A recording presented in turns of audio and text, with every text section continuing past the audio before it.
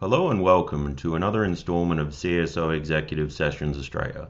I'm Ed Kennedy, the editor of CSO Australia, and I'm very pleased to be joined today by Marco Figueroa, Senior Management, Cybersecurity, Risk and Compliance for the Australian Institute of Company Directors. Marco, it's great to have you here. Thank you, Ed. The pleasure is mine. To start, can you tell us a little about your role? I'm currently working for the Australian Institute of Company Directors based in Sydney, and I'm working as a senior manager for cybersecurity, risk and compliance.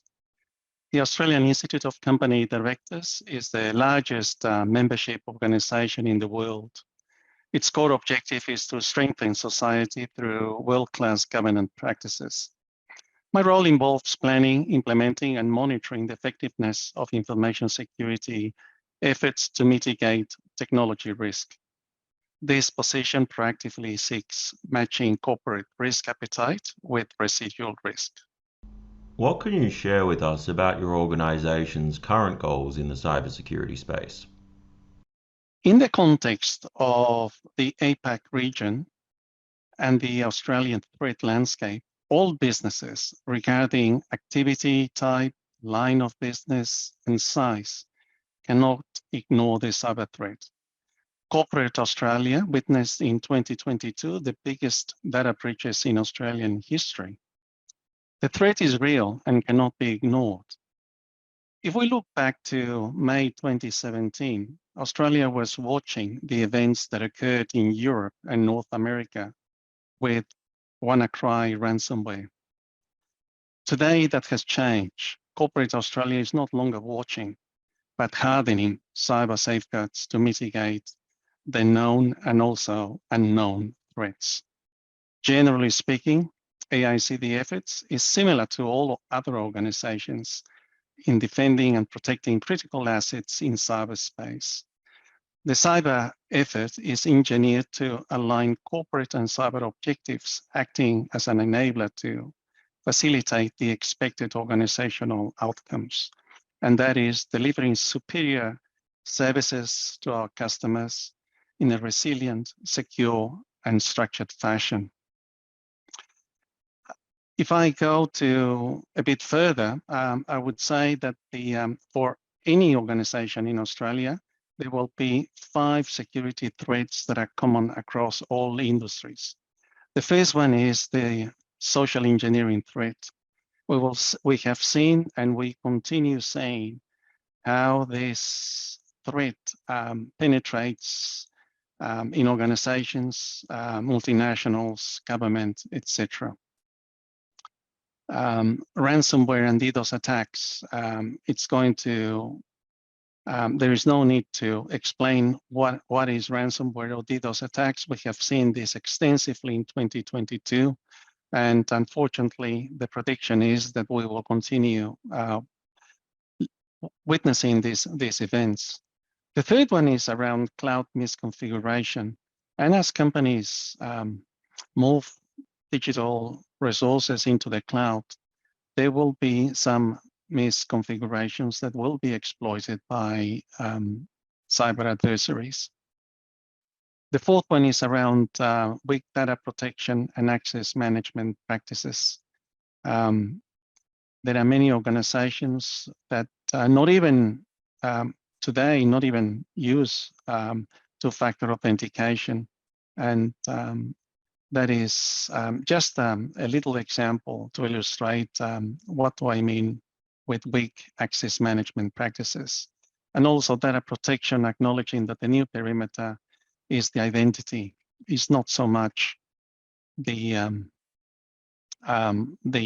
individual, is the individual plus the tool, the device that the employee, staff, or individual is using to connect to cloud services.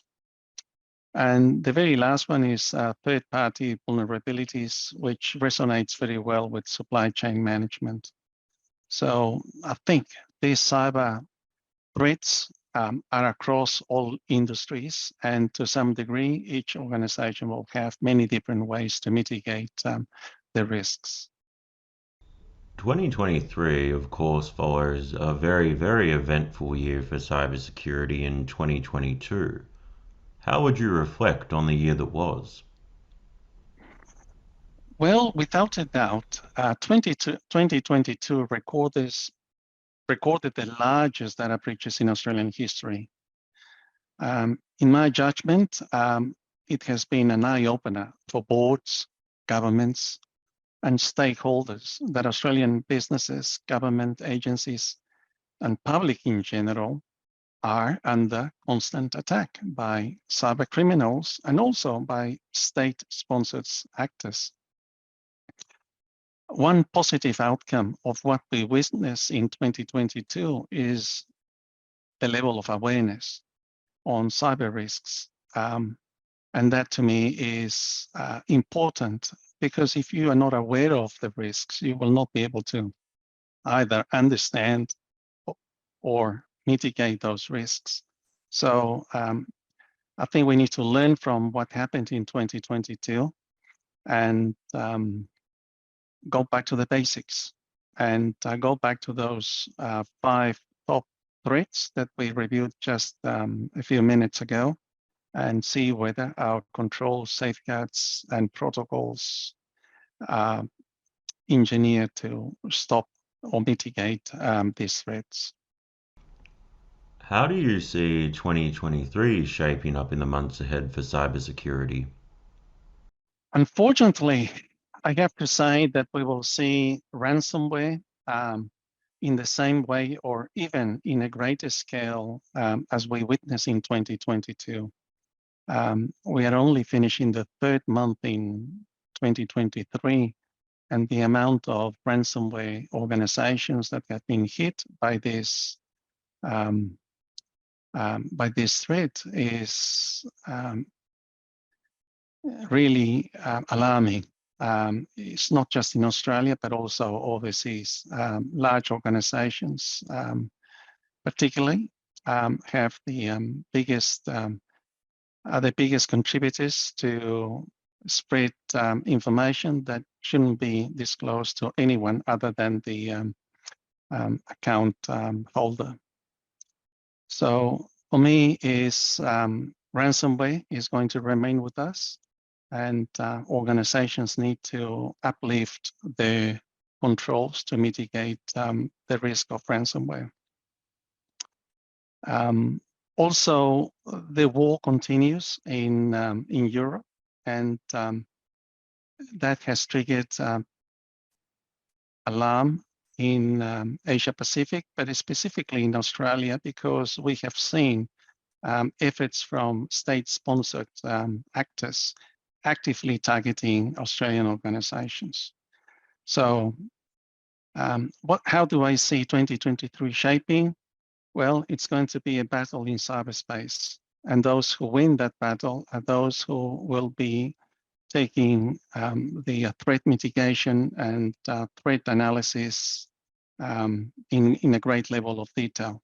And to be able to articulate these threats to the boards, explaining this to boards, it's absolutely crucial.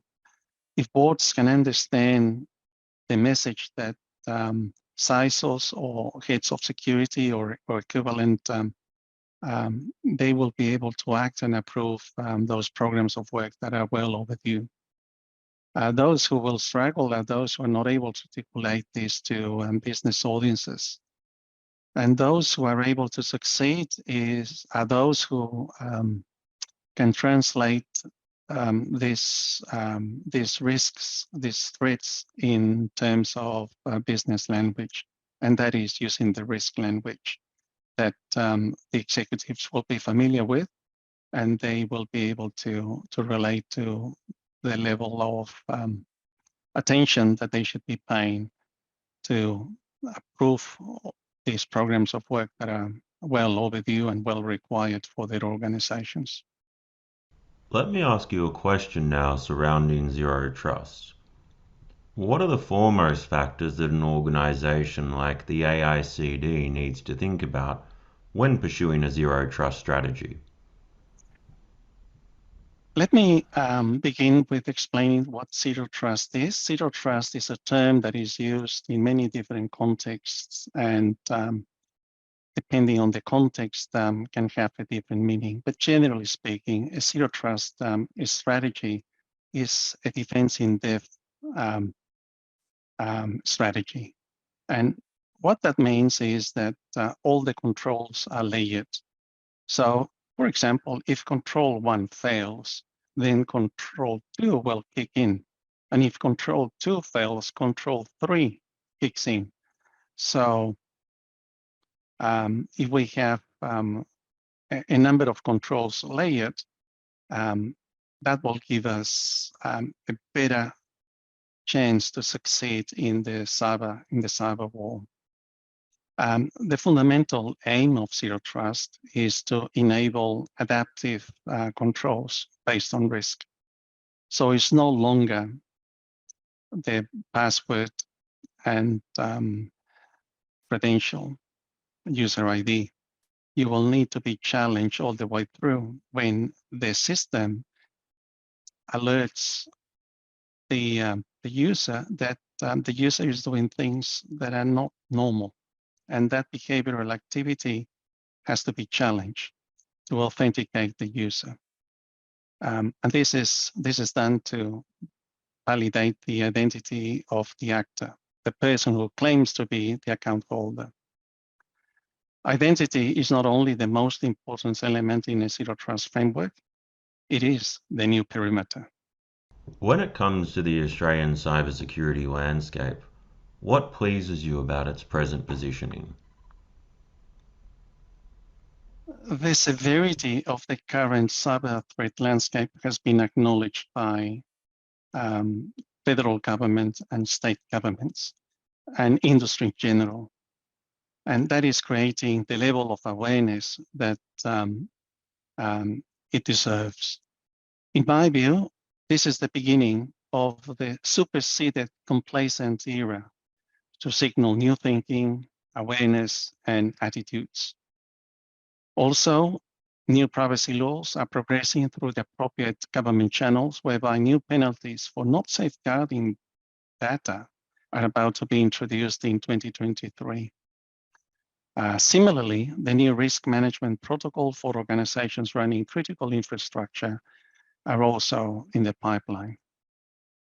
Early this year, there was an article published by the Australian Financial Review that stated that ASIC, the Australian government agency, will be looking for evidence to demonstrate that targeted organizations took reasonable steps and made reasonable investments proportionate to the risks that the businesses possess to defend themselves from this kind of attack.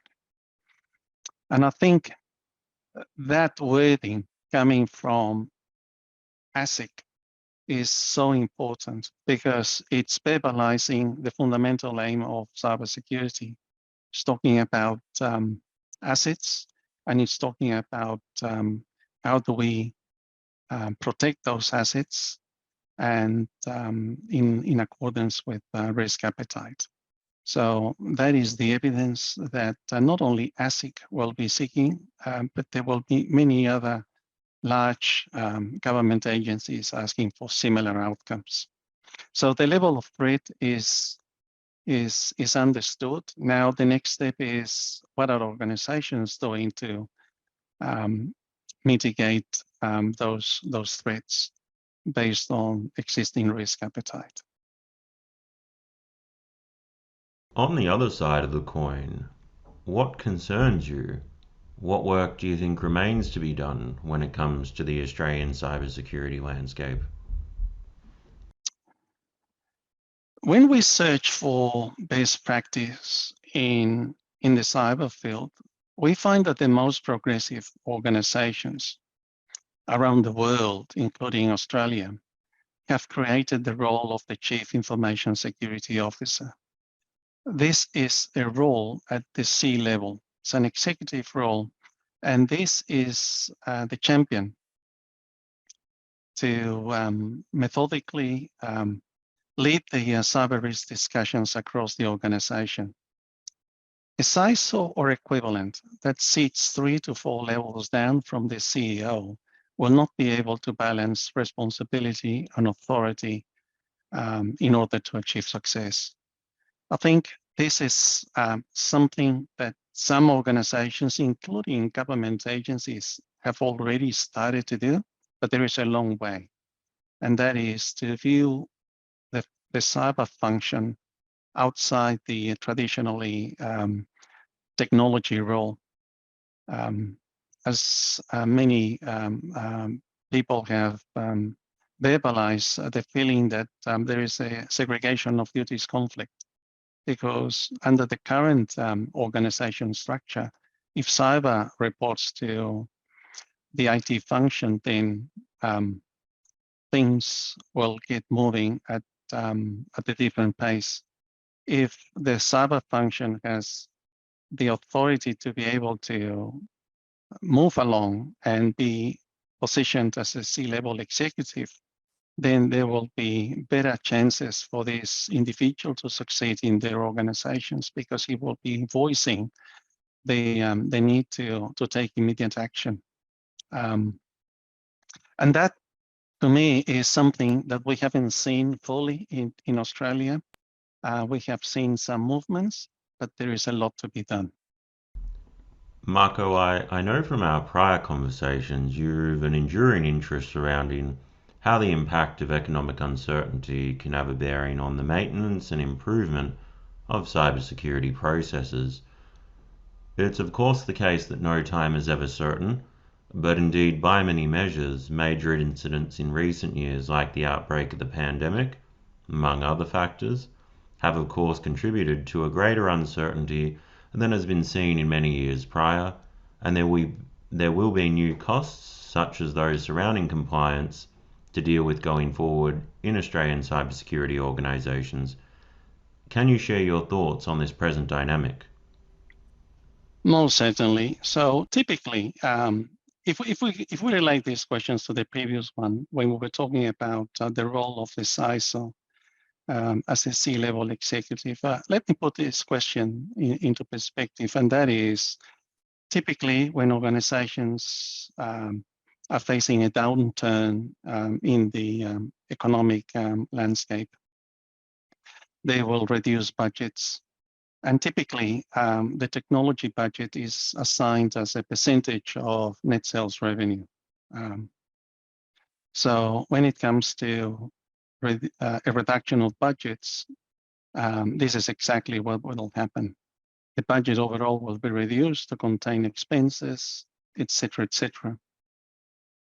By saying that, if the cyber function remains in IT, guess what? The cyber budget will also be reduced. And these are the times when we cannot afford to stop investing in appropriate controls to mitigate risk. Because if we do, we will fail to protect the cyber assets that they are custodians. This is very important. But now coming back to the most recent question, the Global Cybersecurity Outlook 2023 Insight Report that was published by the World Economic Forum in collaboration with Accenture and published in 2023 states in the executive summary, perhaps for me is the most important finding, and this is that how far organizations have got to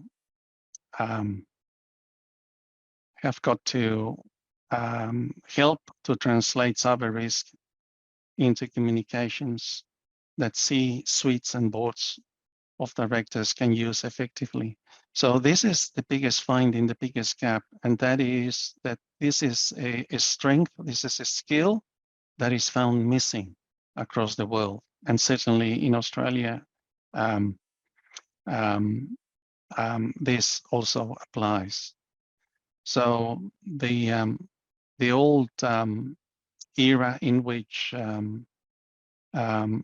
we were presenting technology key performance indicators is gone. Whatever we present to the board has to be translated into a risk, and that risk needs to be quantified.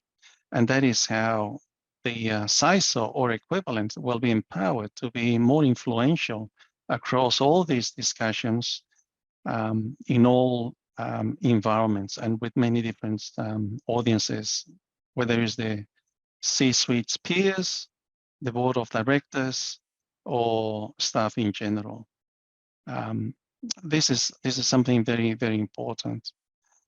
I think this is a situation that has been acknowledged globally, and also in Australia, there is agreement that this is something that is missing. There are many organizations moving towards that path to empower the CISO role at the C level, but there is a long way to go. There is a lot of work to be done to be able to use that position as a competitive advantage of the organization. What insights would you share specifically with cybersecurity professionals keen to learn more from another professional in their field? There is one thing that I have seen in the last few years, that Australia has increased activity in sharing. And I'm glad to see the level of dynamics across multiple groups of professionals in many different organizations, sharing and interacting by presenting new ideas, new concepts, and also things that worked and didn't work in specific environments and conditions. I think, to me, this is one of the biggest opportunities that we have under our control. We need to be bold. We need to step up and validate our thinking with our professional peers. There might be some views that can challenge our thinking, but that's very good. That's important, because we want to be able to perfect that view by streamlining and aligning thinking across many different industries and many different environments. There are many ways to be heard. Professional networks is one of them, and I found them extremely useful. Also, active participation in industry events is a must, and also by publishing papers.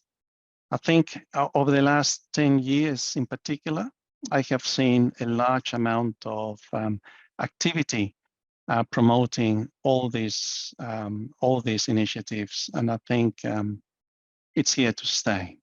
We need to be able to verbalize our thinking, be challenged, and be humble to learn from mistakes, from gaps, with the intention to even perfect those initial views by soliciting and also by implementing the feedback that has been received. And with that last question here, that brings us to the end of this conversation.